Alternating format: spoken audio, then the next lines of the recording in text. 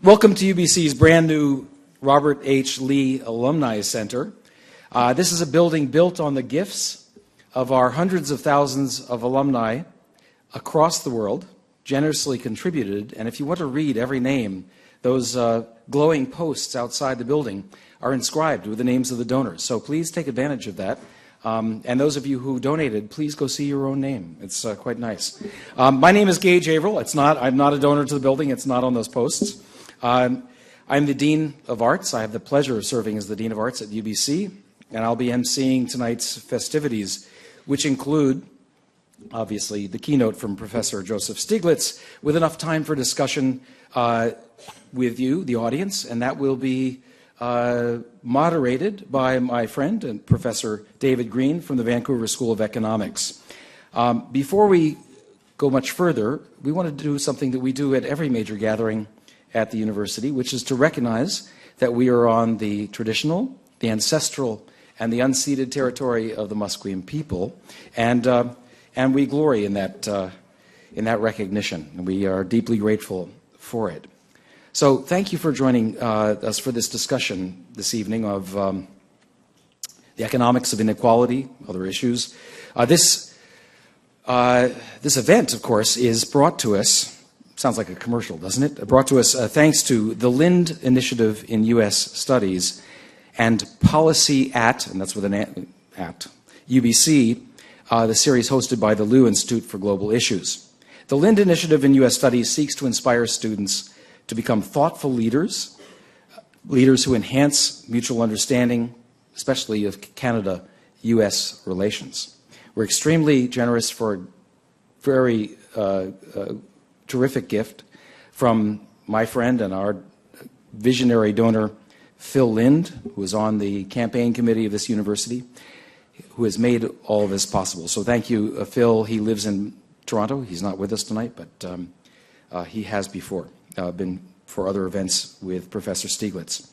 The event is also part of UBC Centennial. I'm wondering if we have, right behind me, yes, you'll see the 100 symbol all around campus. This marks 100 years since September 30th, 1915, a date many of you, if you've been listening to some of the details of our 100th anniversary, you'll know that 379 brave students back in 1915 came up to take classes in little huts built around this campus, some of which we still use, I think. Sorry, is there any way? I may have just, but they're being replaced by gorgeous, wonderful buildings like this all the time. The Centennial is celebrating UBC's achievements of the past 100 years. That's fairly obvious. And it's a platform to help us celebrate and to grow awareness of UBC's impact on the world and to highlight the contributions of UBC alumni, its students, its staff, its faculty, and its partners.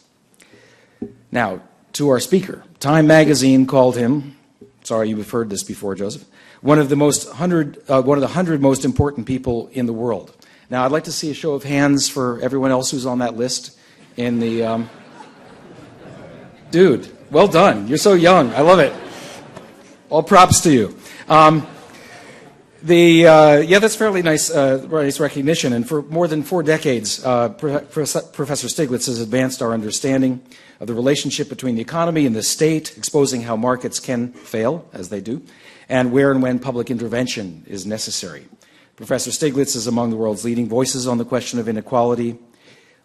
He has many books and frequent articles on the subject.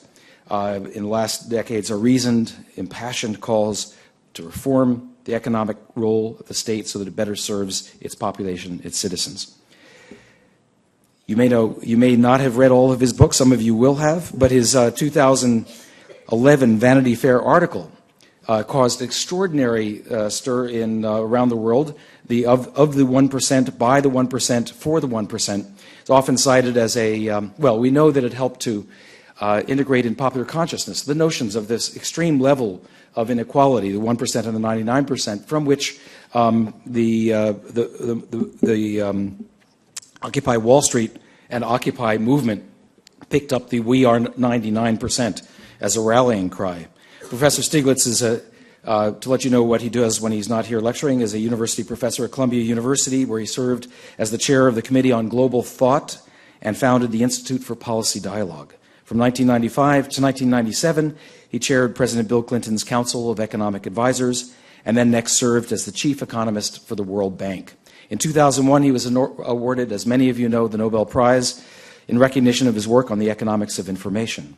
His books include Globalization and Its Discontents, The Price of Inequality, and most recently, The Great Divide, Unequal Society and What We Can Do, Unequal Societies and What We Can Do About Them.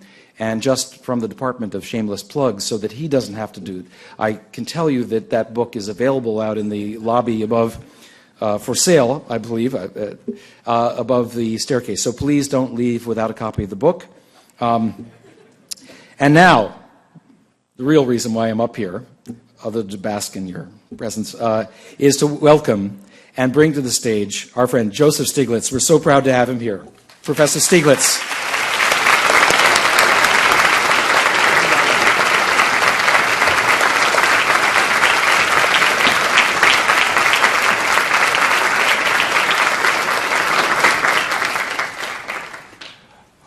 Well, it's a real pleasure to be here, and the subject of inequality, even though it's an unpleasant subject, is one that's getting increasing attention, partly because inequality is increasing. I had, you might say, the good or bad fortune of growing up in Gary, Indiana, which is a steel town in the southern tip of Lake Michigan. It was one of its history sort of traces out the history of industrialization and deindustrialization in the United States. So it was founded in 1906 as the largest integrated steel mill in the world. It was a company town. It was named after Judge Gary, who was the chairman of the board of U.S. Steel. You can't be much more of a company town than that. And it was characterized. I grew up in the 50s in Gary, and it was characterized by high levels of inequality, large amounts of racial discrimination, segregation, and frequent strikes, suffered a great deal from the ups and downs of recessions, which I could see the effects of in my classmates, where every few years they couldn't afford anything because their parents were out of a job. So it was in that context that I obviously became very interested in the problems of inequality. I went to Amherst College thinking I would major in physics, discover the mysteries of the universe. But after a couple of years, I got so compelled by thinking about the issues of these economic problems, inequality, discrimination, that I shifted into economics, and I wrote my thesis on a subject that wasn't very popular at the time, but has become more recently, which was the subject of inequality. My first article was written in a journal called Econometrica. I still think it's one of the best articles in the subject of inequality. It was written back in published back in '69. But the reason I'm telling you the story, my Vanity Fair article got a lot more readership than my Econometrica article. So the lesson is, if you have something important to say, publish it in Vanity Fair rather than Econometrica. Also use English rather than mathematics. That's the other lesson. So what I want to do this evening is to try to sketch out very, very quickly some of the understandings of inequality, increased understandings of inequality that we've had in the last 20 years. It's really been a very big change What I hadn't realized when I was growing up was that I was growing up in the golden age of capitalism. That was as good as it ever got. And it wasn't that good.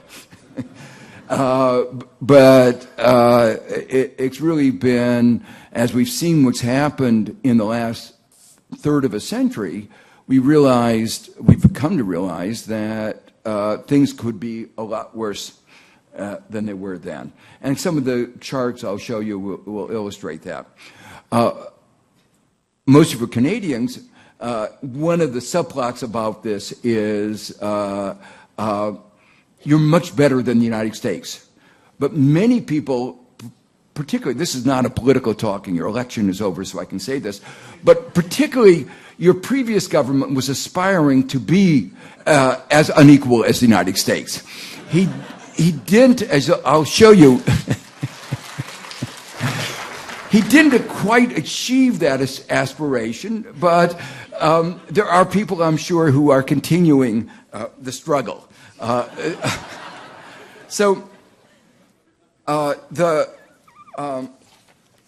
has been an enormous growth in inequality, especially in the United States and those countries that have followed the U.S. model. UK is an example of a country that has emulated the United States and has achieved not quite as much as the United States, but has a very large increase in inequality. I'll show you some. What I want to emphasize, too, is that while I'm going to be talking mostly about inequalities of income, that's only a simple way of summarizing what is going on. There are many other dimensions to inequality, including inequalities of health. Inequalities of wealth are much greater than inequalities of income.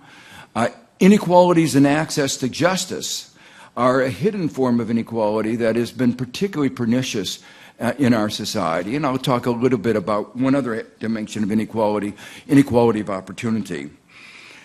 And not only are there multiple dimensions, inequality is a statement about the whole distribution of income. You can't summarize anything that complex in a single number, but I'll do that anyway. But what I want to emphasize is that what has been going on is both an increase in incomes at the very top, an increase in poverty at the bottom, and a hollowing out of the middle. And that's really important because both the United States and Canada have thought of themselves as the middle class societies. There's a strong view in political science of how important the middle class is to the stability of our society and to the workings of our democracy. One of the things that's very stark is the way that the middle class has been hollowed out in the United States. And in a way, the reason I'm talking about the United States is because both I know those numbers better, but also because it gives you a picture of your future. So unless you do something about it. So this is a little bit of a warning. So here is a picture of the history of what has happened to the top 1%. These are data from Piketty and Saiz. Piketty's made a very important contribution of gathering an enormous amount of data across many countries over a long span of time to see what is going on. The first part, for those of you who are a little bit into economic history, the first part of this graph shows the decline in inequality from the peak that it had in the Gilded Age at the end of the 19th century, and how it declined with some ups and downs. And then the period that you see at the bottom of that valley is the period particularly after World War II.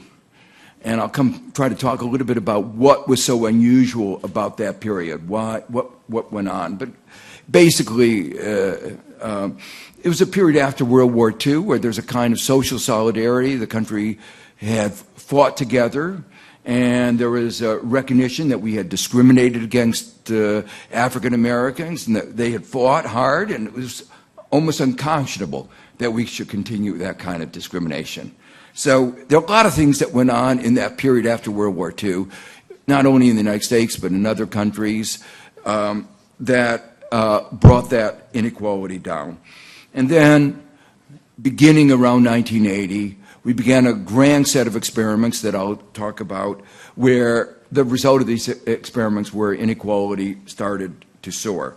The numbers are really quite striking, just to give you a sense that the share of the top 1% went from under 10% to over 20%. That's 1% getting over 20% of GDP, at one point up to 23%, doubled. But what is even more striking is that the share of the top 1/10 of 1% increased by 3- to 4-fold. So when you look at what's going on, this part of it is a lot of what's going on at the very, very top. And that's illustrated by the next chart, which shows that if you look at the next group, from the top 10% to the top 1%, that group hasn't done that well. I don't think you should cry about that. But in terms of the share of GDP, that hasn't gone, it isn't that sort of valley that was described. Now, there was an idea, a very influential idea that was called trickle-down economics that said, don't worry about the top, because if the top does well, everybody else will also do well. I wish it were true, because if it were true, Americans would be very well off, because we've thrown an awful lot of money at the top, and they've done very well. But the fact is, it's not true, and the next chart shows you exactly how badly it is. That this looks at the median income. Median income is in the middle, 50% above, 50% below, and median income, adjusted for inflation, it has been stagnant in the United States for a quarter century. So most Americans have not seen an increase in their income for a quarter century. But that's the good news. The next chart shows you how bad things really are. The median income of a full-time male worker is lower today than it was 40 years ago. That the median income of a full-time male worker was higher, adjusted for inflation, was higher in 1973 than it was today. So if you want to understand some aspects of American politics, and you see a lot of angry men particularly, this is part of the explanation of what is going on. You know, they were told that each generation you do better, and what's going on now for 2 generations is struggling to keep up and failing. Now at the bottom, things are even worse. So the next chart shows the minimum wage adjusted for inflation in the United States. The red line is the minimum wage adjusted for inflation. And what you see there is the minimum wage, the people's wages at the bottom, today in the United States is lower than it was in 1956, 60 years ago. So the people at the bottom have not gotten a pay raise in 60 years. Of course, it's not the same people, but back 60 years ago, the people who were at the minimum wage were, for the most part, teenage kids working supplementary. Today, the people at the bottom are people who are supporting a family. So in that sense, things are much worse than this number suggests. Just to give you a little feeling to make you feel good before things get bad, this is what's happened to the minimum wage in Canada. So it is up. This is from a book that I recommend to all of you by David Green and Tom Lemieux, who David will be asking me questions a little bit later on. So this is not just to make sure that he asks me gentle questions. As I said, the most invidious aspect of inequality is the lack of opportunity. And America has always defined itself, and others have defined us as a land of opportunity, American dream. Of course, we all know people who've made it from the bottom to the top, or the middle to the top, or bottom to the middle. And we read about it in the newspapers, but the very fact that we read it in the newspapers should be telling you something. The newspapers write about unusual things. And the fact that they're writing about it should tell you it's unusual. And today, I think you could say that the American dream, this land of opportunity, is a myth. Not only is it a myth, you know, President Bush talked about old Europe, and the kind of notion was that it was a rigid society. America has less opportunity than even old Europe. In fact, among the advanced countries, America is almost at the bottom. And what does that mean? When I say equal opportunity, there's many ways of trying to define it, but the easiest summary statistic is the following, is conveyed by the following. The life prospects of a young American are more dependent on the income and education of his parents than in other advanced countries. So I tell my students there's one important choice, decision, that you have to make in your life, and that is choosing the right parent. And if you mess up on that, it's all over. So the next chart shows you with a little flags to make you understand of the relationship. It's based on OECD data, so don't look at Chile. It's a less developing countries. Among the developed, OECD has a few countries that are not really developed countries. Among the developed countries, what you see on the horizontal axis is a measure of this mobility, the relationship between parents and children. And on the vertical axis is the Gini coefficient, which is a measure of inequality for society as a whole.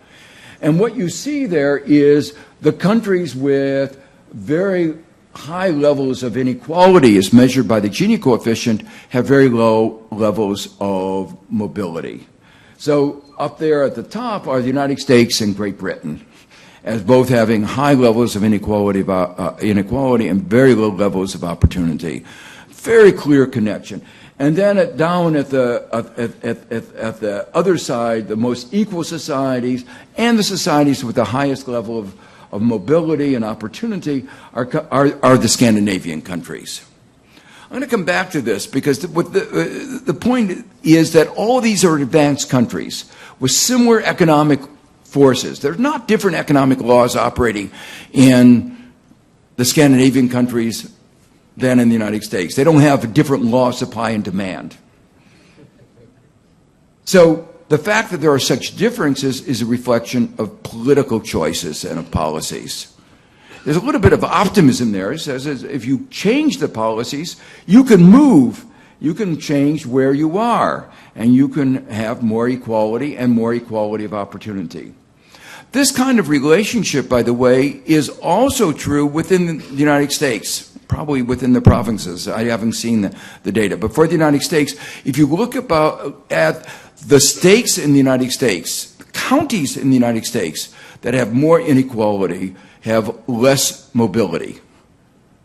Not a surprise, because if there's a lot of inequality, it's very hard to get the chances of education that you have when you have more equality.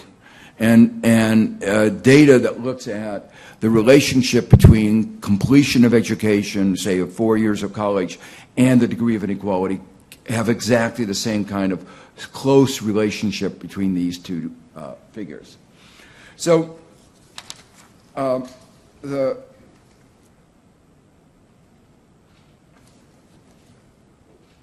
Let me turn now to a couple aspects of what's happening at the global level very quickly. Almost all of the advanced countries have seen increased inequality in the last 30 years. If we look around the world, though, there are some countries which have managed to reduce inequality. Again, evidence that it's not just global forces like globalization and technology. There are some countries that have made a concerted effort to reduce inequality. Most of these are countries, and succeeded. So most of these are countries in Latin America where inequality was at such high a level that it was politically explosive. So you have Argentina, Bolivia, and Brazil having a concerted effort successfully to reduce inequality. The case of Brazil is quite interesting because it's been, in terms of their politics, bipartisan. You had Cardoso on the center right, and you had Lula on the center left, pushing through a set of policies involving education, hunger, health, and succeeding in a short span of time of 20 years of significantly bringing down the inequality, 10 points on the Gini coefficient. So here is a group of, just for a standard chart of the Gini coefficient, as I said, the measure of inequality. And up there are the most unequal among the three most unequal of those countries. There are really emerging markets, Turkey, Mexico, and Chile. But below that, among the advanced countries, the United States is the most unequal. You can't see it very clearly. If your eyesight is very good, you'll see CAN, that's Canada, and you see that in the middle of the pack. A little bit above the middle, so that you are not the most unequal, but you are far from the most equal. And the next chart shows how almost all the OECD countries, the advanced countries, have had an increase in inequality. The United States began with a high level of inequality and succeeded in increasing it even further. Canada began with a moderate and actually has had only a moderate increase in inequality. This chart is looking at the issues from a global perspective. There's a lot of, some people say, well, we shouldn't look at just inequality within countries. Let's look at the world as if we were one big family. We know we're not, and just arrange and say, well, maybe there's inequality growing in the United States, but there are a lot of people in China and in India who are doing much better. So what's been happening to global inequality? And what this does is arranges people from the bottom to the top. So this is the bottom 10, 20% percentile in the global income distribution. And on the vertical axis, it looks at what has been the rate of growth of their income. So what you see there is that up there, the group that has had the fastest rate of growth, increase in their incomes as in percentage terms, is the people around the 55th percentile. Those are the people who are doing very well in India and China. And they've done very well. The other group that you notice who's doing very, very well are the richest countries in the richest world. The richest people in the richest countries. So that's up there is the 1%, the global 1%. A statistic that Oxfam has been publishing every year at Davos. Davos is this meeting where all the muckety-mucks get together every year in the Swiss resort. And they bring me along as sort of a mascot to talk to them about how guilty they should feel. So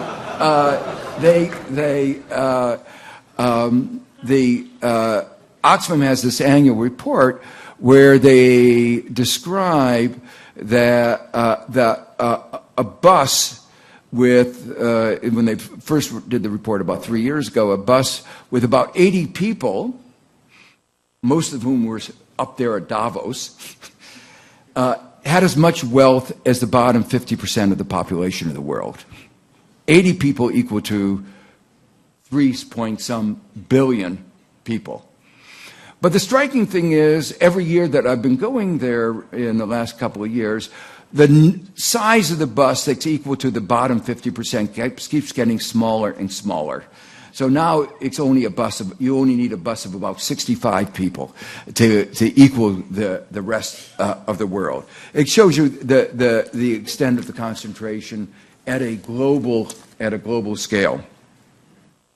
So with the previous chart, which comes from work of Branko Milanovic, is that the very rich have seen their incomes grow at a very high rate. The developing Asian middle class has grown at a fast rate. The incomes of the world, very poor, have not kept pace. And then the advanced countries' middle class, those around the 80th percentile, have seen their income stagnate. So those are the middle class of the people that you know. And they've not, I gave you numbers for the United States, but this is a global phenomenon. They've not been doing very well. So inequality in Canada, as I said in the beginning, you've not been keeping up with the United States at all. I don't know. The top 1% income share increased by only about 60%, as opposed to the United States, where it doubled. And you're only at 13, the top 1% only has 13%. I don't know whether your 1% is sloth, lazy, or what, but they just aren't keeping up in spite of the efforts. At the same time, of course, while this inequality is growing, the top marginal tax rates dropped dramatically from 43% in 1981 to 29% in 2010. I should mention that same drop in top marginal tax rates has been seen, is also in the United States. At the end of World War II, we had tax rates in the United States of over 90%. According to what you should be hearing from the Republicans in the United States, there should have been nobody working in the country, and the country should have stagnated. It was, in fact, the period of our fastest economic growth. And the people at the top worked. It was hard for them. They only had equivalent of maybe $100 million a year, but they got by.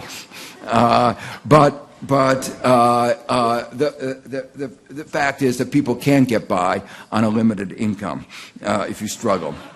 The last point is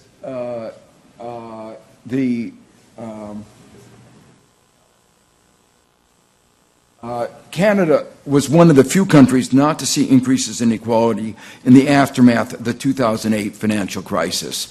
Just as, again, as a point of comparison, in the United States, in the recovery, 2009, 2012, 3 years, 91% of the increase in the income in what our Federal Reserve and Obama called our recovery went to the top 1%.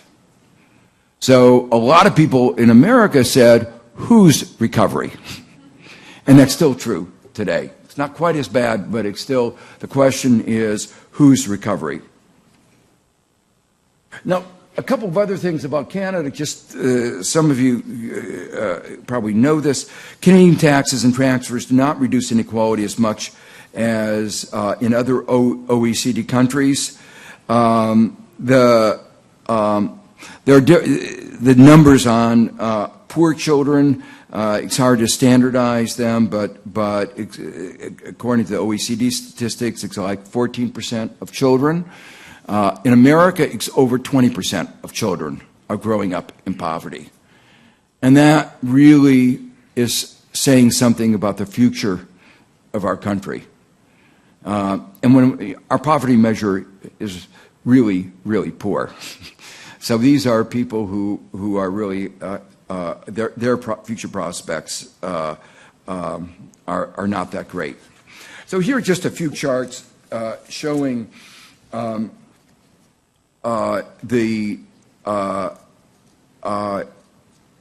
Canada, inequality before and after taxes and transfers. And what you see there is that the top chart is the level of inequality before taxes and transfers, and the bottom are different measures of inequality after taxes and transfers. And what you see is the observation I made before. I mean, obviously you do a lot better job in reducing inequality, but the extent to which you're doing that has gone down. Now, the next chart shows the share of market income held by the top 1% in Canada. It exhibits the same valley shape that the United States does. But the one point that I want to emphasize is the point that I mentioned before, that it's still far lower than in the United States. Let me just go. So this just, let me just go quickly.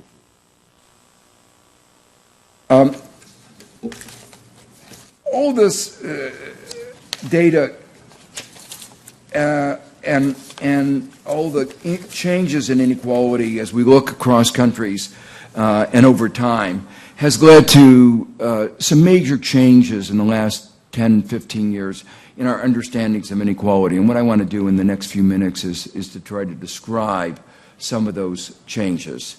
The first I've already alluded to, that trickle-down economics doesn't work. That you thank you. Okay.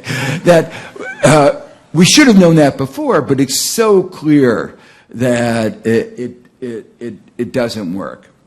The interesting thing is that in a way, the Obama administration and the Fed, who should have known better, actually tried it again in the response to the Great Recession. It was a housing crisis that started the problem, and many of us said, well, if there's a housing crisis, you ought to be helping the people who are losing their homes. And millions of people lost their homes in America. And instead, the administration and the Fed decided to take $700 billion and give it to the banks who had caused the crisis in the first place. And from the very beginning, even before Obama got elected, we had a conference call right after the collapse of Lehman Brothers, and the question was, what was the response going to be to a Bush initiative to give $700 billion? And it was mostly bankers in this conference call. And the bankers' response was, why did you limit it to $700 billion? And the response was, because $1 trillion sounded too big. And don't worry, they said, if more is needed, we'll write a bigger check. So this is just the first initiative of the bailout. The second, so I said, we ought to be paying a little bit more. We ought to make sure that we help the homeowners. And the response from almost everybody on this conference call, oh, please don't distract us from the really important thing is getting and saving our banks. And so it was really another example. If we save the banks, everybody will be better off. And of course, that wasn't happening. But then the Fed did exactly the same thing, this kind of other example of trickle-down economics. How did QE, quantitative easing, how was it supposed to help the economy? Part of the basic theory was low interest rates would get the stock market up, and if the stock market got up, everybody would benefit. Well, again, it didn't happen. We created more wealth inequality, but we didn't get the economy really to recover very strongly. The second important insight is repeal of the Kuznets law. Kuznets law was the idea that in the initial stages of development, there's a growth of inequality. We see that in China. And then you go in the next stage, it comes down.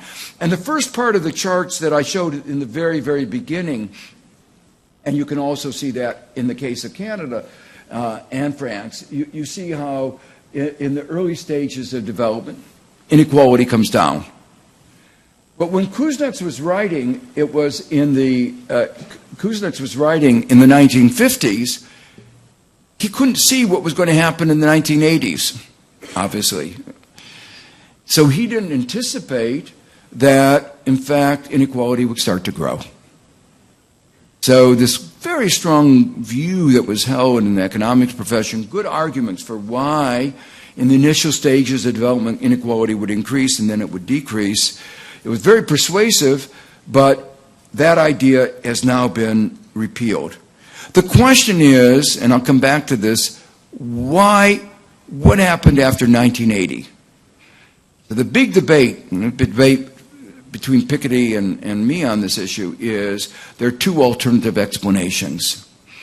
Was it returning to the natural laws of capitalism, taking the period after World War II as an aberration of a short period of social solidarity? So that view says the laws of economics are always going to have a high level of inequality unless you have a nice war to bring you all together. And that allows high tax rates and social solidarity. Or is something else going on? And I'm going to try to argue it's something else going on.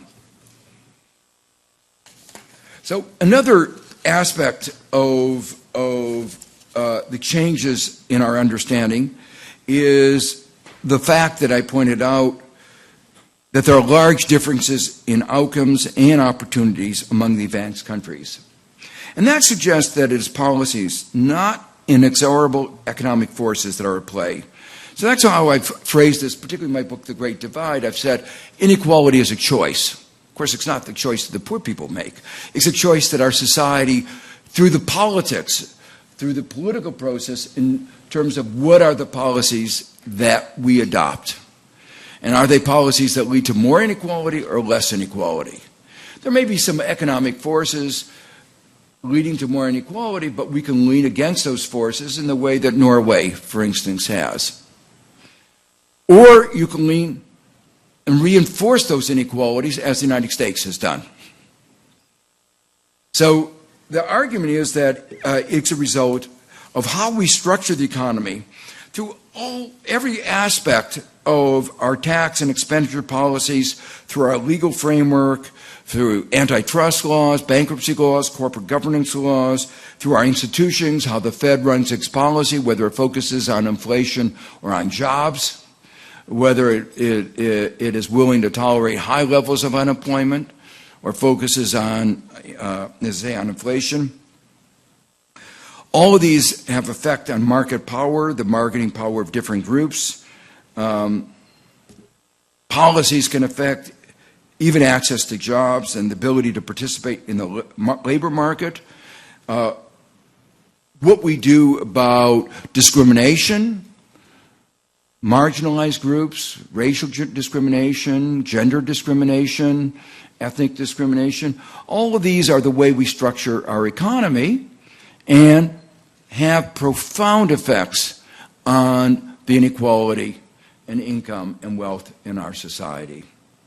So, getting ahead of the story, my argument is that what happened beginning in the late 70s, early 80s, in the United States under President Reagan and England under Thatcher, was a grand experiment.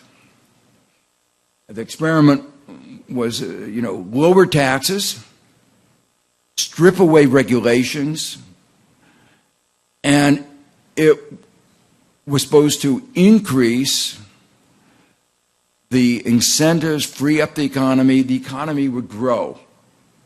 So the idea was that, yes, it would lead to more inequality, but everybody, people in the middle or the bottom, would get a bigger piece of the pie, would get a bigger piece of the pie. Everybody would be better off.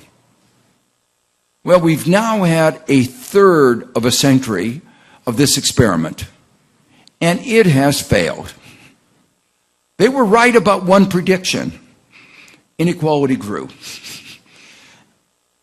It grew more than even they anticipated. But growth actually in the United States and many other countries slowed down. So this pie got smaller, and the people in the middle and the bottom got a smaller share of a smaller pie. And no wonder they have been experiencing stagnating or declining incomes. I should have mentioned a startling result that just came out a couple of weeks ago from Angus Deaton, who just got the Nobel Prize in economics, looking at what is happening to the health status, life expectancy, morbidity of American white males. And it's declining. Life expectancy is declining significantly. And it's mostly because of an increase in suicides, alcoholism, and drugs. And this is a startling statistic. There's one other instance where I saw statistics like this. I was chief economist of the World Bank in the period of the period of the 90s, where we had seen a decline in our statistics in income in Russia. It was a really startling result because everybody had predicted getting rid of communism, getting rid of central planning, letting the market forces, providing incentives, was supposed to increase income in Russia. And it didn't happen. In fact, incomes in Russia, according to our statistics, were down a third. It's a remarkable fall in incomes from a reform that was supposed to increase incomes. And we were worried that maybe our data was wrong. We have good reason to believe it was not, but some people say, oh, you aren't measuring things right. And then, towards the end of the 90s, we started getting demographic data. What was happening to life expectancy in Russia. And while in the rest of the world, life expectancy was going up by about 2 years, in Russia, particularly among males, it was significantly declining. And what is happening in the United States is like what's happening in Russia. It is what you would have predicted, given the decline in the incomes of the people, of the middle class in the United States. And I gave you the data about what was happening to white male income and how it's declined. And that inevitably leads to stress, and that inevitably leads to these, or predictably leads to these very adverse outcomes. So the point, that was just a little bit of a digression, because it was really very startling numbers that have just come out in the last couple of weeks, and I didn't have a chance to put into this PowerPoint. The point I want to emphasize is the inequality we have is a result not of inevitable forces of economics, but how we shape the economy. Market economies don't exist in a vacuum. There's no such thing as the market. We have to structure markets, and the way we structure markets determines the level of inequality. And that's, I know that my two recent books of mine are for sale outside. No, I'm not, but my most recent book is not out there, so I'm not chastising you, but you can get it at Amazon, or because I want to make sure that you don't think I'm totally self-serving, you can download it for free at the Roosevelt Institute website. because one of the aspects of the rules of the game that have been very adverse are those concerning intellectual property rights, and that helped contribute to inequality, and I didn't want to participate in that. So, and it's particularly important for the universities to keep an open framework. So this book is called Rewriting the Rules of the American Economy, an Agenda for Growth and Shared Prosperity, where we go through all the rules that have created the inequality in our society. And what we also argue is that most of those changes have simultaneously led to a more poorly performing economy. So we paid a high price for this. These changes, which have led to this dispersion, this increase in inequality, have also contributed to slower economic growth. One example that you'll see reflected in the campaign platform of one of the major candidates is the changes in the rules that have led to short-sighted behavior on the part of our corporations. Quarterly returns. You can't make long-term investments on the basis of a focus on long-term, of a focus of quarterly returns.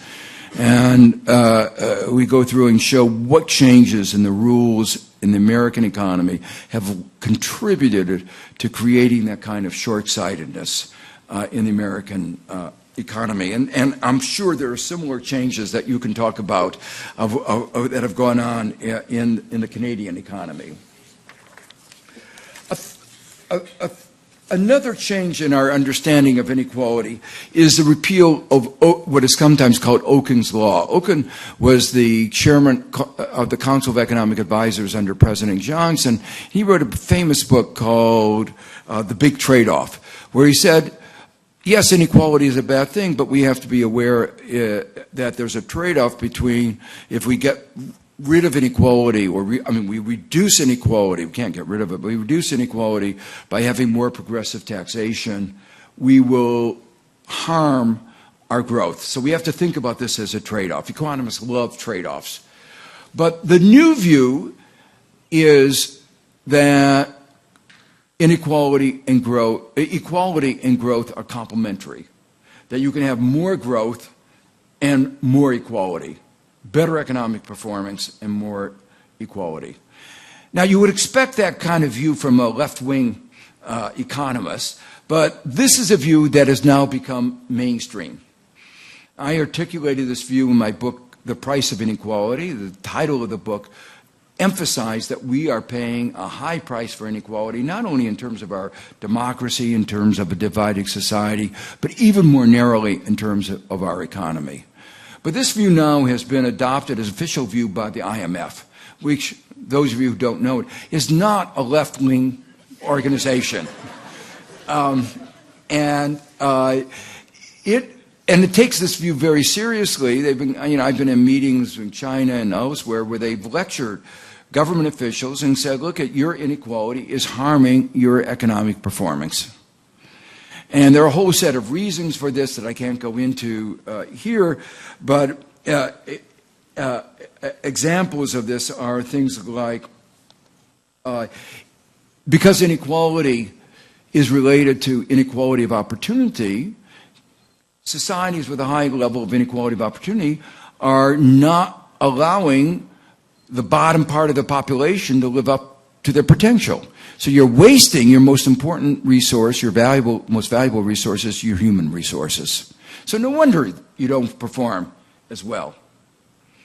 And then societies with a high level of inequality have characterized by more instability, hard to get a political consensus about important investments in R&D, technology, education, infrastructure.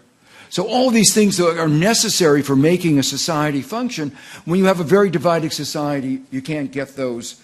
A consensus around those. And finally, there are things like a lot of more recent research is focused on the relationship between inequality and trust in society.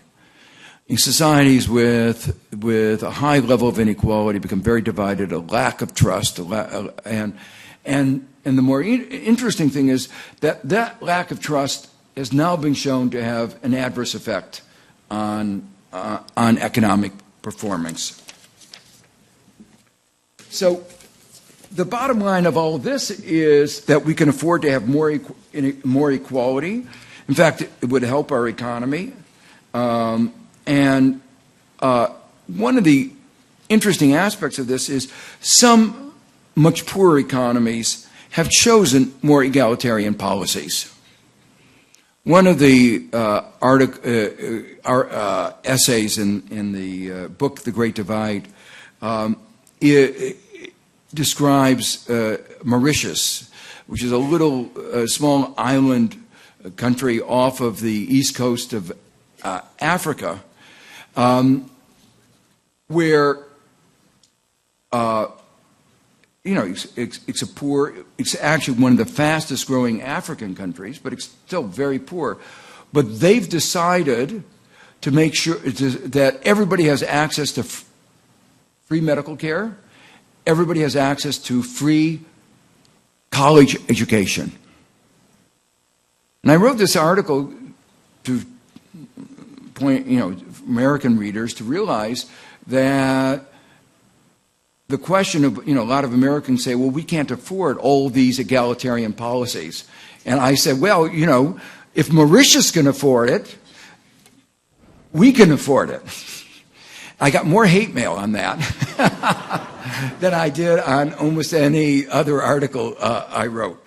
But to put it in context, the same point in a slightly different way, at the end of World War II, the United States had a debt-GDP ratio of 130%. People today say a debt-GDP ratio of 80, 90, 100% is going to choke out economic growth. But we didn't respond, and we got that debt not because we were investing in our economy. We got that debt because we had to fight a war and we had no choice. But we didn't respond to that debt by saying, oh, we have so much debt, we can't afford to grow our economy. We can't afford infrastructure. We said just the opposite. We said the only way we're going to get our economy into a sustainable debt position is to increase the denominator, grow GDP, and then debt GDP ratio will go down. It was the obvious solution, and it worked. So we had a massive program of investment in infrastructure, the national highway system. This was under a Republican, Eisenhower, a different kind of Republican. We had, in response to Sputnik, we had a massive technology investment program. And we said we were a much poorer country with a lot more debt, much poorer than we are today. And we said that every young American who had fought in the war, which was every able-bodied man and a lot of women, could get free education as much as they were qualified for many years at the best school they could get into. And that is what transformed the country. Today, when President Obama says, let's have free 2-year schools in the least expensive schools, our community colleges, for the poorest Americans, the Republicans reply, we can't afford it. That's nonsense. It's a matter of choice. And it's the wrong choice because it will weaken our country going forward. So unfortunately, because inequality is a result of policies, it is shaped by politics. And inevitably, economic inequality gets translated into political inequality. Political inequality leads to economic inequality.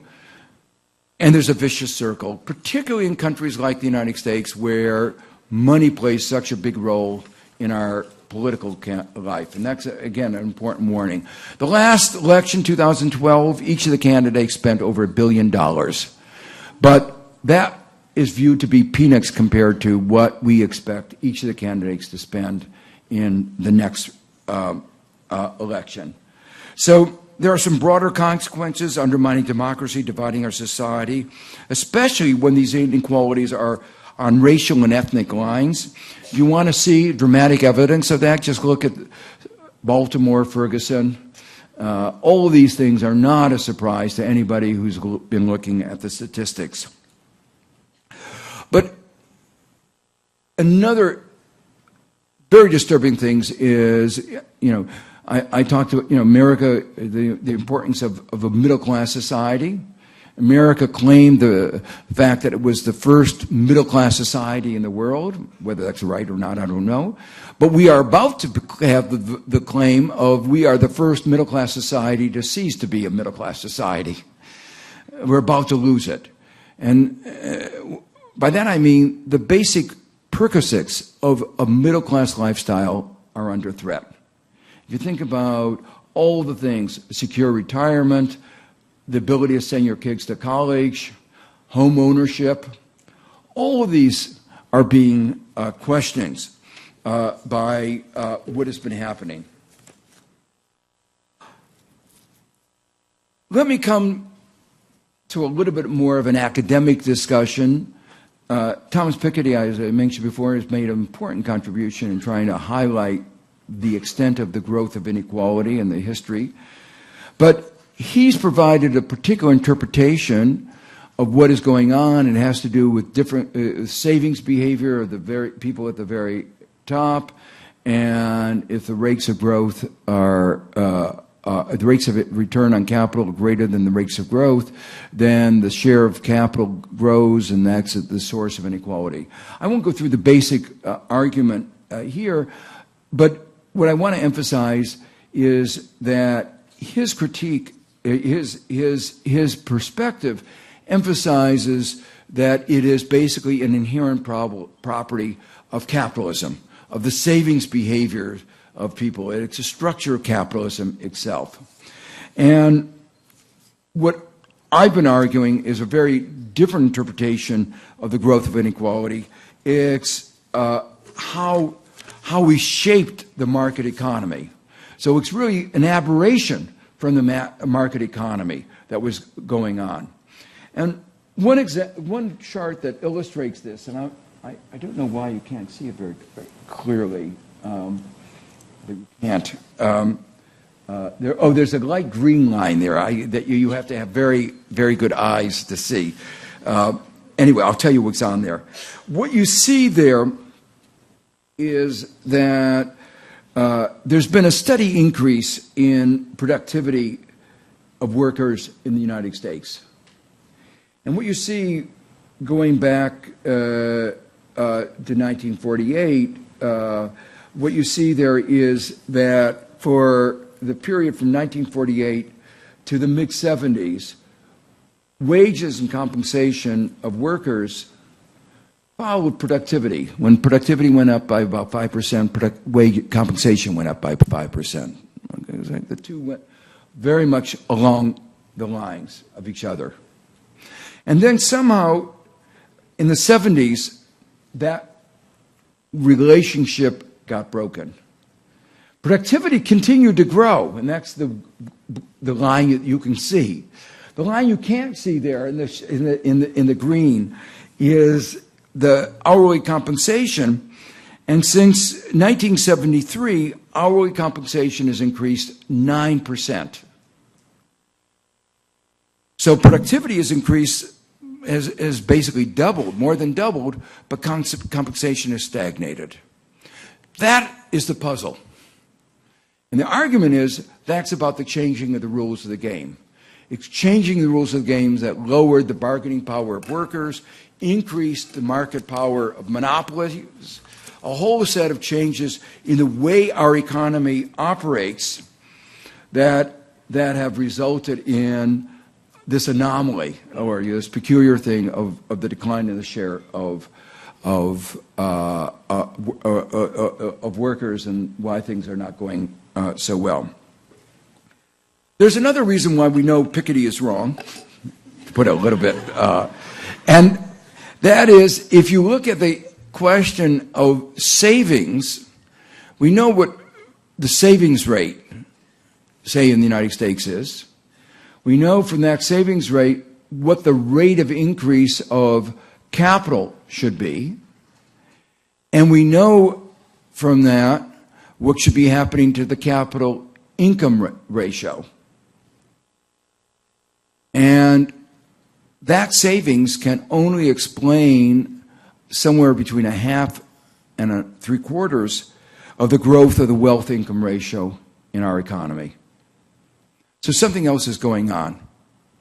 And the answer of what is going on are a couple of things. One is, if there's a growth in monopoly power, share values will go up, the capitalized value of the rents will go up, wealth will go up, but actually the economy is getting less productive. So wealth can go up even though the country is going poor. Measured wealth.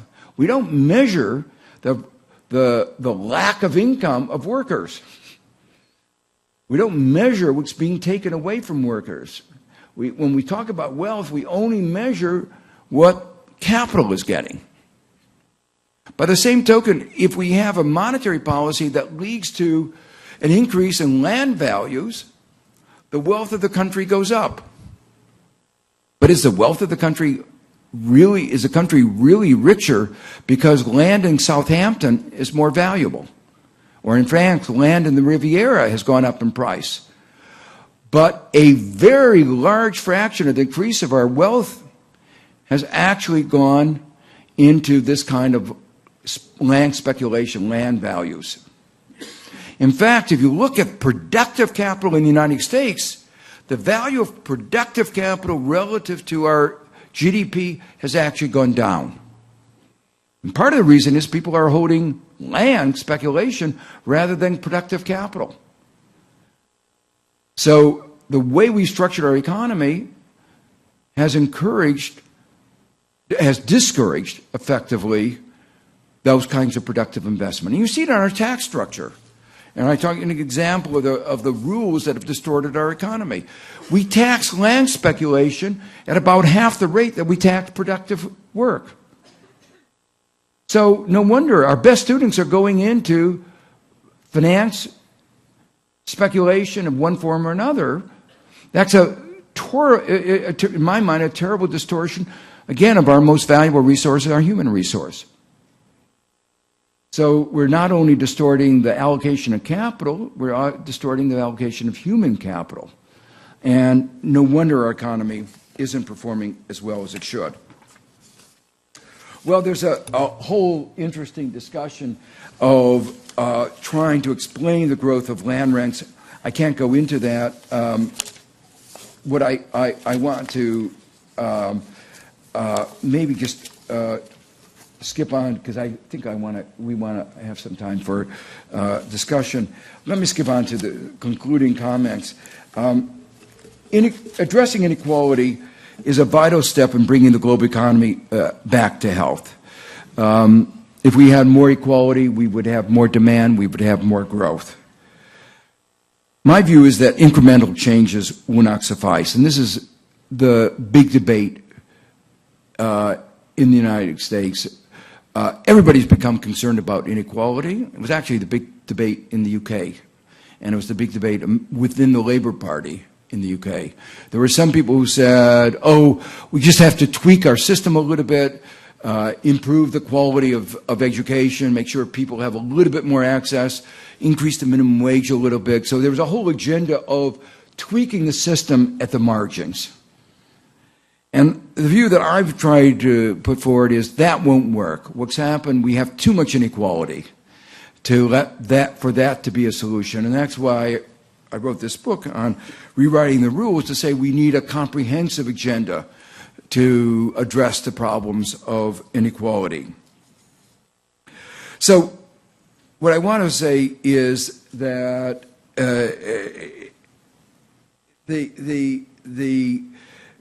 I described the experiment that we began a third of a century ago in the United States and in many other countries of rewriting the rules in ways that led to more inequality and a poor performing economy.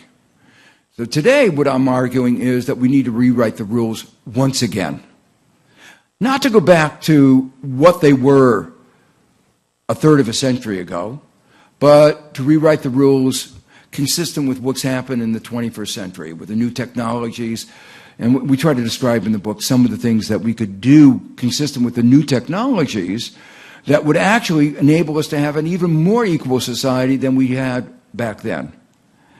So, to me, this is the key issue, whether it's going to be a marginal change or really a comprehensive change to try to achieve a more egalitarian society. I want to say there's a lot of urgency in this issue, because we're not going to get rid of inequality, something that's built up brick by brick, rule by rule, gradually over a third of a century. If President Reagan had come to the American people a third of a century ago and said, I have this great idea. Here's a set of reforms in our economy that will result in the top 1% doing really, really well, the next 9% doing okay, and the bottom 90% having stagnant incomes. How many American people would have voted for that? I don't think there would have been a lot of support. But it wasn't sold that way. It was sold to them on the basis that it would lead everybody to be better off. It was a lie. And it was known to be a lie, I think, at the time. So now we know this. Well, we should know this. We have had, as I say, a third of a century, and we now need to begin rewriting the rules. We won't change it overnight, but if we don't begin to do it now, in the third of a century from now, we will have an even more unequal society. And I would say an economy that is even more poorly performing. And so what's so important about this is every decision that gets made is part of building, rewriting, or writing the rules. So I can't help but put a little plug here. Right now, Canada is you've had the good fortune of choosing a government that's concerned about these issues, but it's evidencing one weakness. And that is, it has not yet decided its view on TPP. That agreement is an agreement committed to increasing inequality. And so what I hope that one sees TPP in this broader context. It's not just a trade agreement. It's rewriting the rules, but rewriting the rules to promote more inequality and giving more power to certain corporations. And one has to make sure that that doesn't happen. So the real question about all these issues is not the economics. I think we understand the economics pretty clearly. The real question is the politics and whether we'll be able to get the politics to get the agenda of rewriting the rules through. Thank you.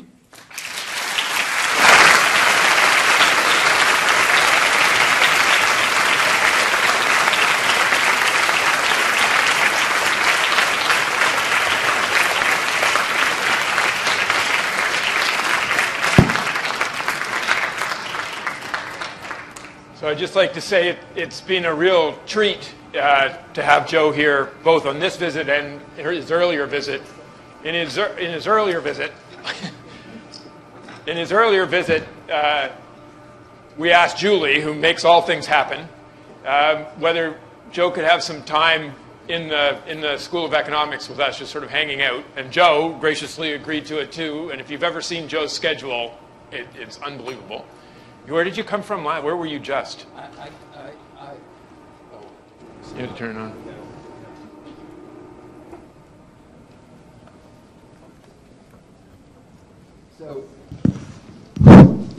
So on Tuesday I was in South Africa, And tomorrow I'm going to Switzerland. But we got an hour and a half with Joe, just sitting. All kinds of people from the department came by, and as you can imagine, the conversation evidenced his incredible intelligence and his insight, but also his intellectual generosity. He showed real interest in everybody's research, real interest in discussing, and it was just a treat. At the end, one of my colleagues turned to me and said, "This is why I got into this business." So for us, it was sort of the equivalent of getting a selfie with Justin Trudeau. A little less common and not so much contact, physical contact. But now you get at least some chance to take have some of that treat as well. So there's some mics around, and we have a few minutes to engage questions for Joe from people in the audience. I have no idea. Thank you so much, Dr. Stiglitz, for coming over. Yeah, I wanted to ask you this question in class, but I didn't get a chance to this morning. But talking about a plan to obviously tackle wealth inequality and financial regulation, specifically in the U.S., bringing in a new Glass-Steagall Act, tackling the shadow banking or breaking up banks that are too large to fail. I was watching the Democratic presidential debate, which ended up whittling down into which Nobel laureate is backing up your plan. Now, I would never ask you to endorse Bernie Sanders. I would never do that. But I want to ask, in a plan that does tackle Wall Street, specifically Glass-Steagall and shadow banking, what do you think is the most important, and what are your priorities in that sense? Yeah, that's a very good question. Let me say that I think there's so much that needs to be done that there's no single thing that will solve the problem. And I just want to emphasize one thing.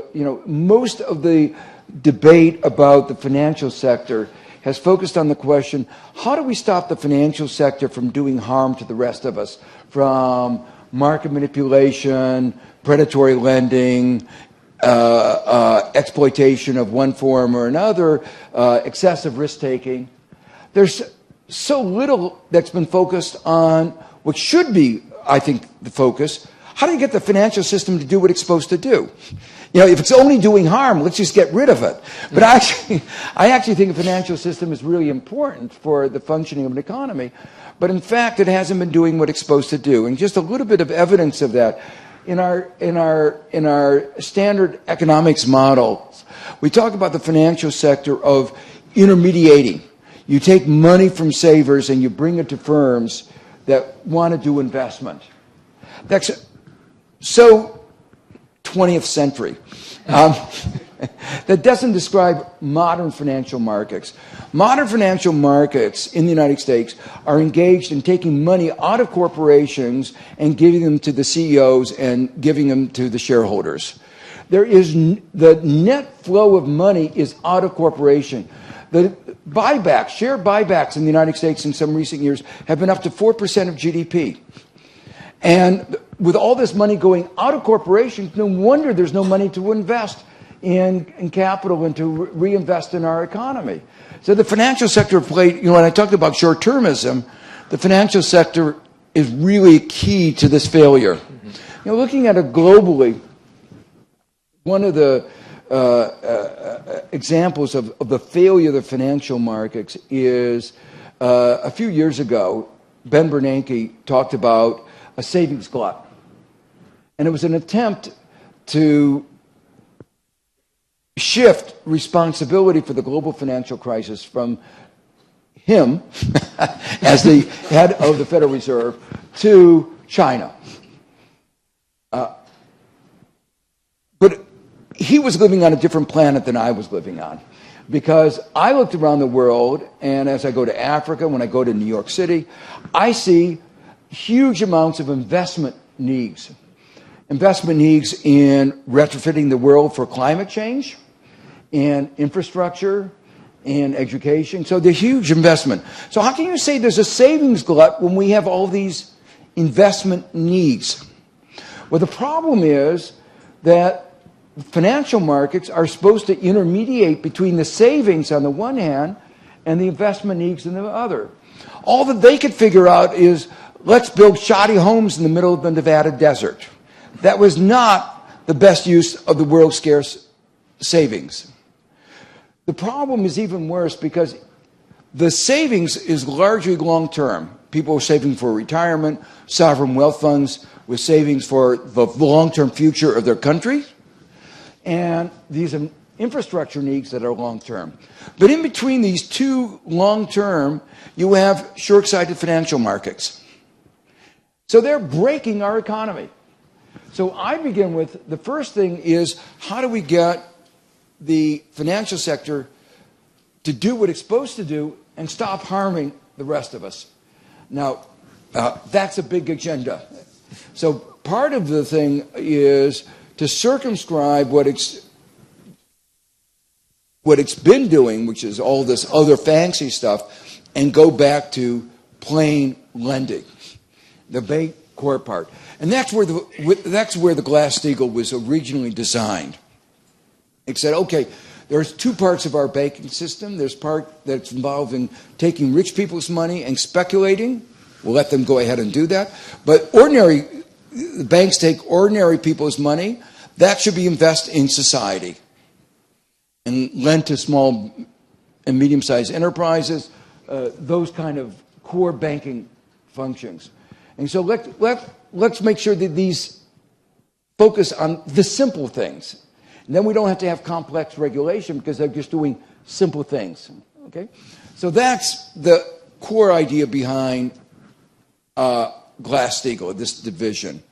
And I've engaged in a number of discussions with both senators and there's a beginning, back in 2010, we thought maybe there were ways of dealing with the banking system that did not involve going back to Glass-Steagall. Mm-hmm.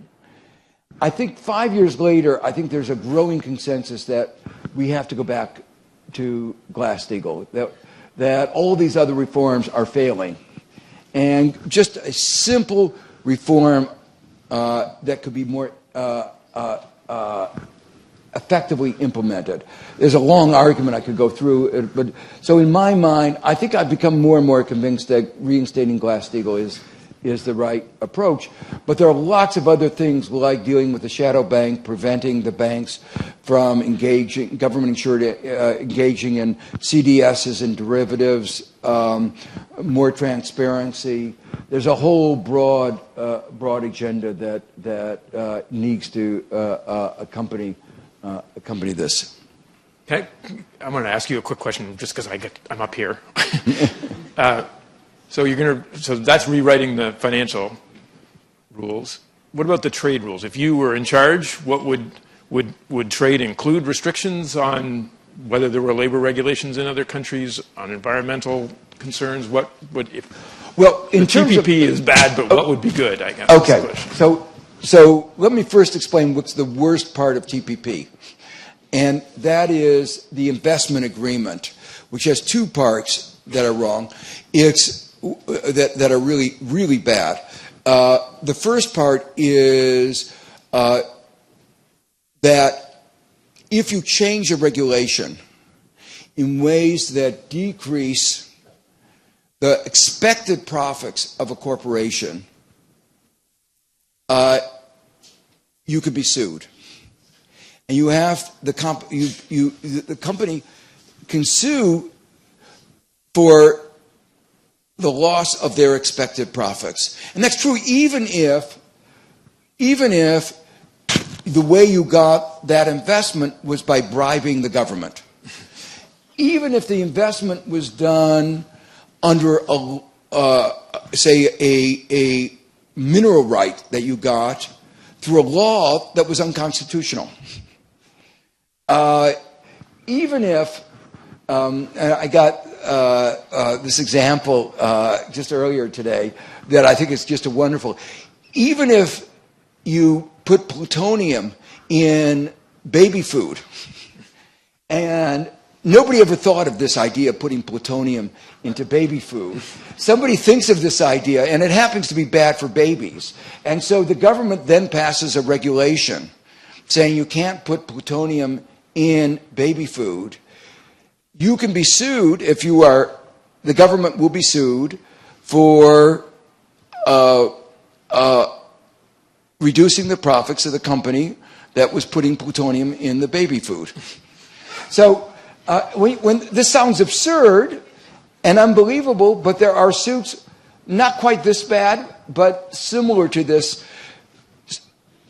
on a similar provision, and this particular thing has been carved out of TPP, but it gives you a flavor for what it has that is an essential part of these agreements. Philip Morris is suing Uruguay for loss of profits from the regulations that Uruguay passed, saying that you have to disclose that cigarettes are bad for your health. And then they put a graphic picture of lungs and how that's really very bad. And the labeling worked. So people reduced their smoking. And so under these provisions, Philip Morris could sue for the loss of expected profits. Their view, and the USTR and Obama's view, is the basic right of American companies to kill people is more important than any other human right. And so this trade agreement interfered with this basic human right to kill. And it comes in the long tradition of trade agreements that go back trade policy goes back 150 years. The first trade opening exercise was the Opium War in the 19th century, where there was a trade imbalance. China had a lot of things that the West wanted, like China, and other things that the West wanted, tea. That was before UK stole intellectual property, genetic property, and took it to Ceylon and other countries. But we don't talk about that kind of intellectual property right. And then Britain had a brilliant idea to solve this trade imbalance, because the ships were were taking all the stuff to Europe, and there was nothing that China wanted. So they figured out how to solve the problem. On the way back to China, they would stop in India, and the government, the Indian government, East India Company, started growing opium. And it's, I do some teaching in the business school. Opium is a wonderful product, because we talk about what are good products, repeat sales, customer loyalty, and once you try it, you stay with it, And so it had this ideal characteristic that, and people started taking opium over and over again. China figured out that it wasn't so good for China. And so they said, we won't allow any more opium. And the West said, this is a violation of basic international law, basic rights of the UK companies and European companies. And Europe, with the support of the United States, engaged in what were called the Opium Wars. And that's the way that Europe got all the concessions on the east coast of China. So trade policy has always been a little bit imbalanced, shall I say. So this is the USTR and the Obama not wanting to be outdone by Europe in the 19th century has tried to do the similar kind of thing in the 21st century. Now, they did carve out tobacco, but other things that could be equally bad may be still in the agreement. The agreement is so complicated that no one really is sure is what is in it. But the second part of it is not only what's in it, but the way disputes get resolved. They're not done through a WTO procedure where there's a court and an appellate court. It's done through private arbitrators that are paid by the companies.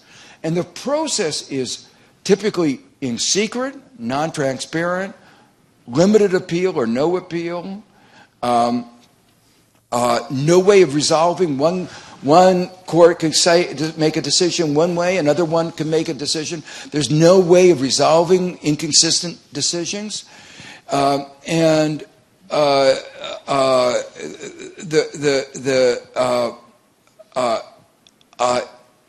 So this judicial procedure is really not, it would be an embarrassment in the 19th century. In the 21st century, it's a real embarrassment in any democracy that you would have these kinds of judicial procedure.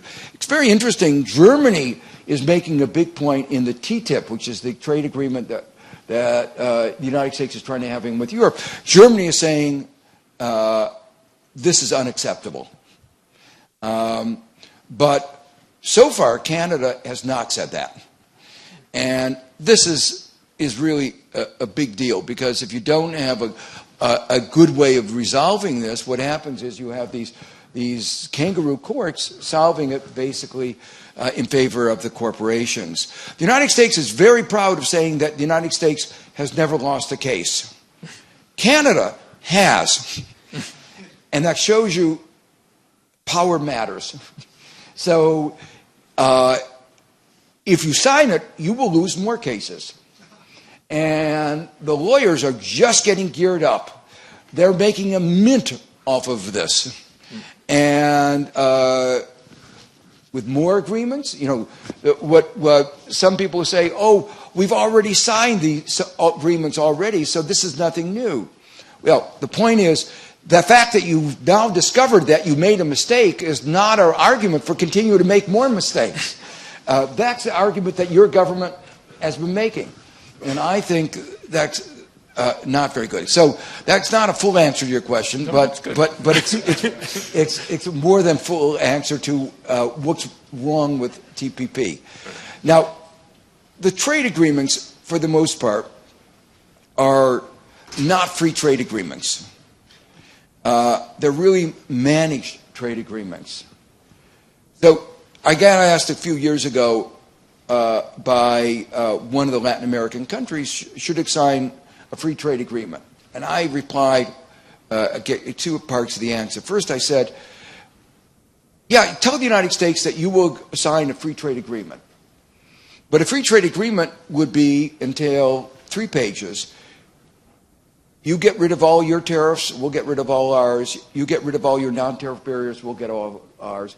And you get rid of all your subsidies, including all of your agricultural subsidies, and we'll get rid of ours.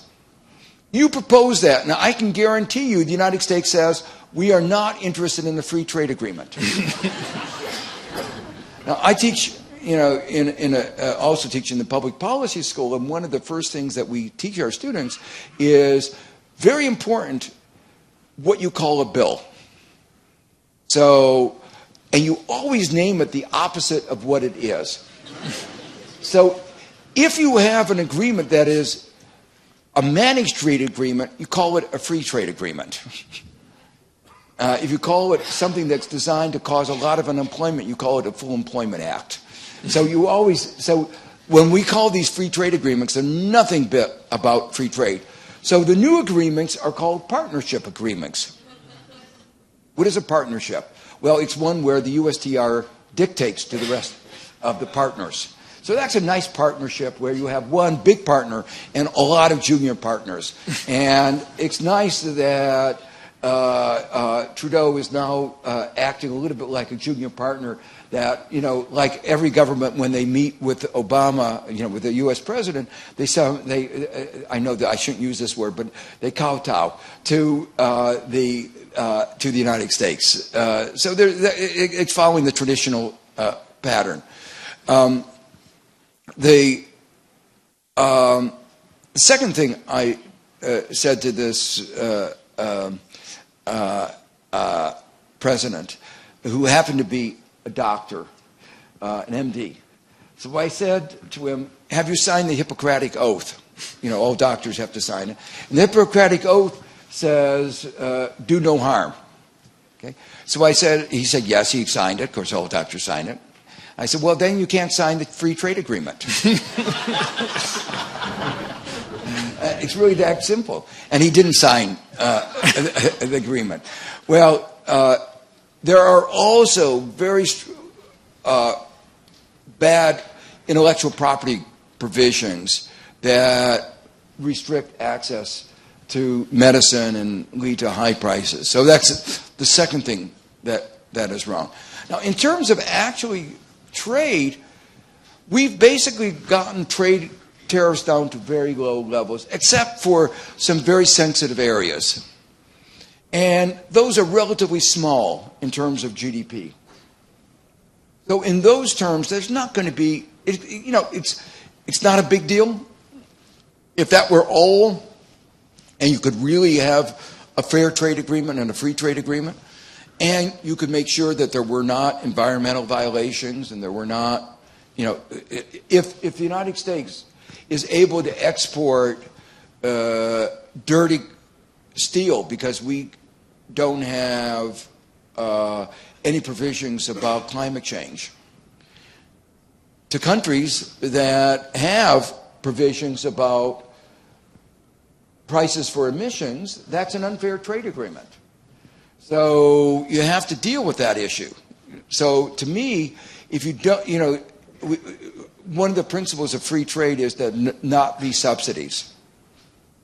Can't subsidize. But not charging for carbon emissions is a hidden form of a subsidy. So that's why when people say we will have to have the environment as part of the trade deal, I agree. These are hidden subsidies. Where you draw the line is a very delicate balance. But we know climate change is a global reality. And so in my mind, that's a no-brainer. Where unless we include that, and the real worry is TPP and other trade agreements will make it more difficult to regulate carbon emissions. That's a great answer. I actually think, so we do one more? Okay, we'll do one more question. But I don't know who's got the mic. Who has the mic? There's a mic coming up the center aisle right now. How unequally we distribute it. If you had 5 minutes with President Tsipras of Greece, what would you tell him? Well, I've had more than 5 minutes with him,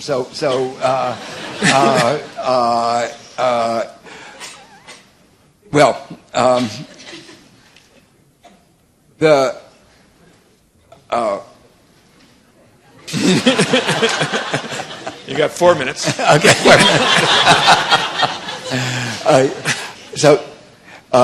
Let me go back a little bit before the referendum. And they had a referendum on the question of should they reject the program that had been imposed on them by the Troika, which is the IMF, the ECB, the European Central Bank, and the European Commission. And this program, for those of you who haven't followed it, this program, which was a combination of austerity, which was, and a kind of peculiar structural reforms. That, when I say peculiar, really, really peculiar. They were debating, while the GDP in Greece was going down by 25%, youth unemployment was up to 60%. Overall unemployment was at 25%.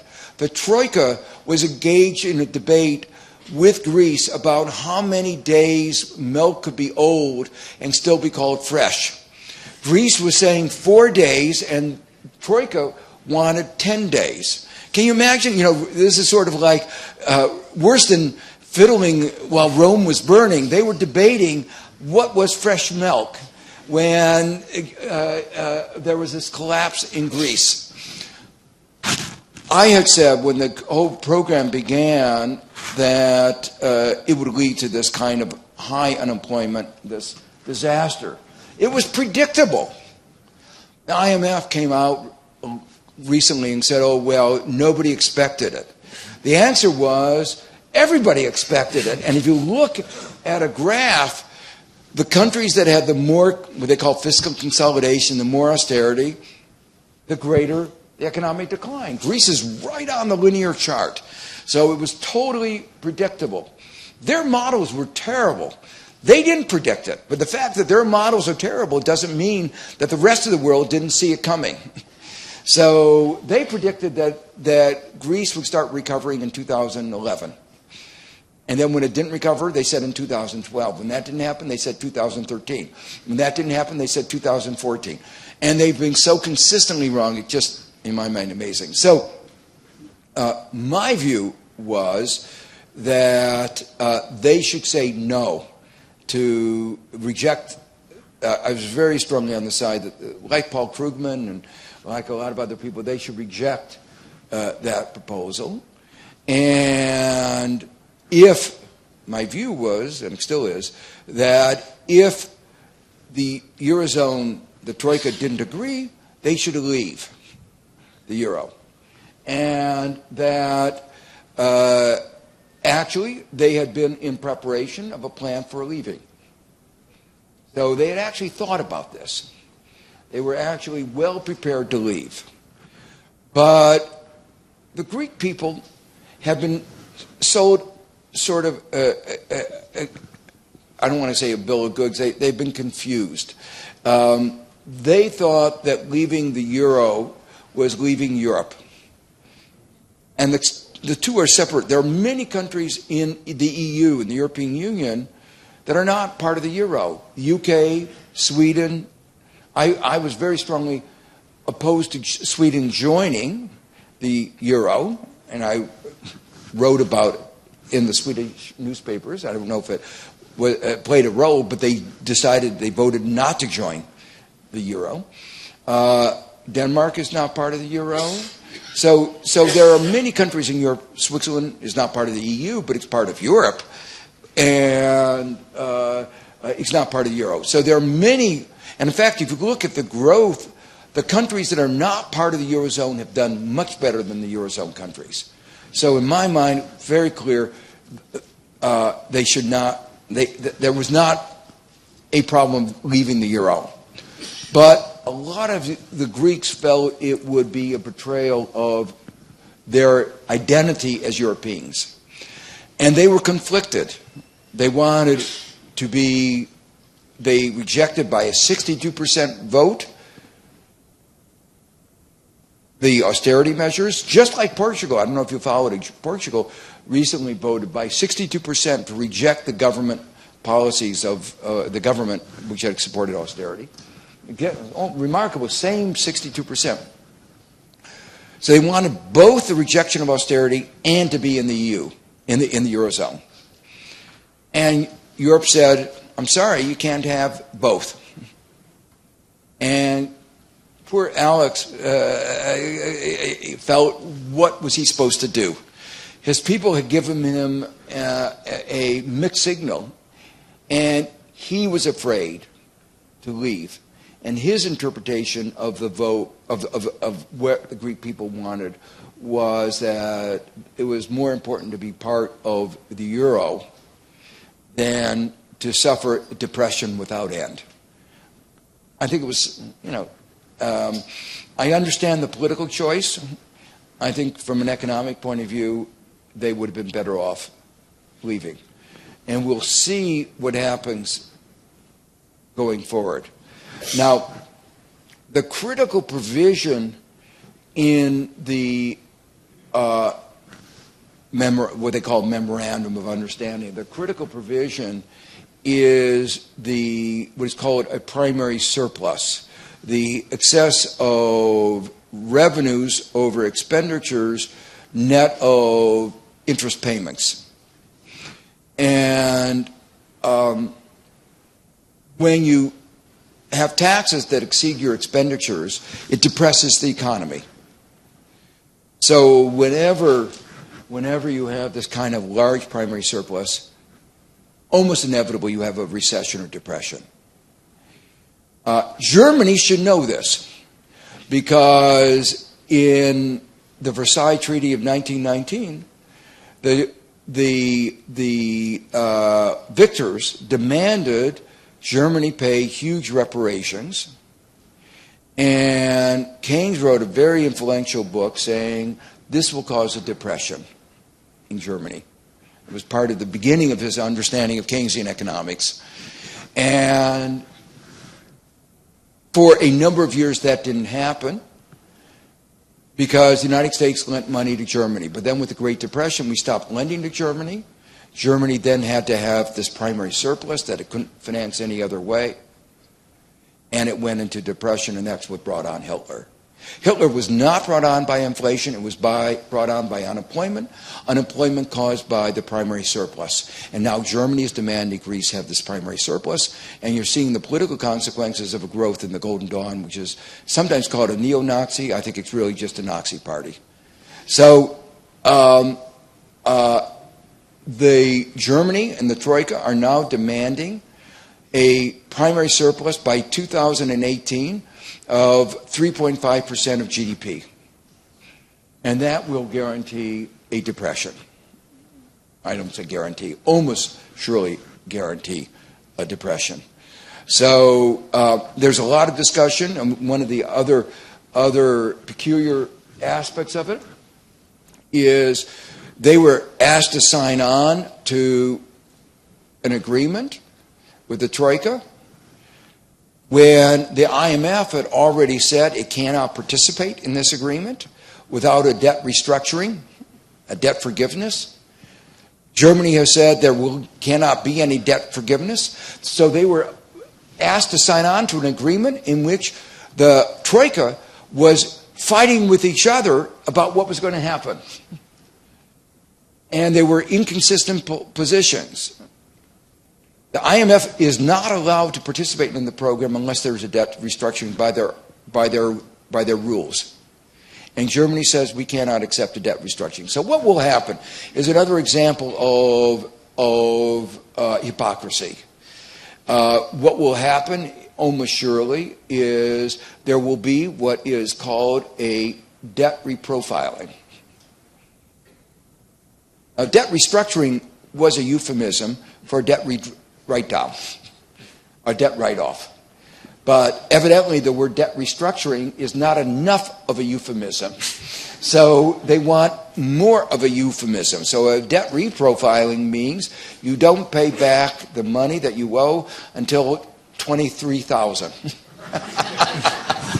So I will pay it back, but in the future. So Merkel can go to the German people and say, we will be paid back, just be patient. And the IMF can say, oh, well, this is enough of a debt restructuring, called a reprofiling, that we can participate in the program. But it shows you the sort of illogic and the inconsistency, incoherence in the Eurozone, in the Troika. But even with the debt restructuring, that doesn't affect the primary surplus. And if they don't change the primary surplus, the underlying problems the depression will continue. So my view is, there's a sort of euphoria about his getting reelected, and Europe is sort of euphoria about the Brexit having been put in the past. They're now facing a problem of migration. One should understand that that's not unrelated to the Greek problem. There are two sources of migrants. One big source has been from Syria, but the other big source is from the Balkans. A lot of the people from the Balkans were living in Greece. With the Greek depression, they are no longer looking in Greece, they're looking for Germany, where there's jobs. So Germany calls those only economic migrants, and therefore not justified for being resettled. So, but I think you can look forward to the next act of the Greek drama, and almost surely this will happen in the next 2-3 years, and you'll see Eurozone moving again close to a breakup. Listen, everybody, I saw the hands up, but we could do this all night. And I think I forgot to warn you at the start of the night that this was going to be lively and provocative, but you sort of figured this out. Did I say anything provocative? Oh, yeah. Brilliant. It was all those charts. Yeah. I hope it was not too boring. I want to thank my colleague David Green here for helping us with this part of the night.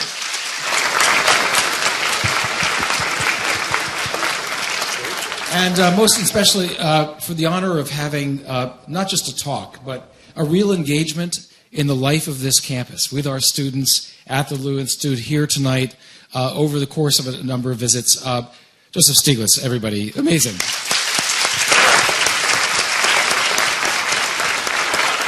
Thank you all for coming.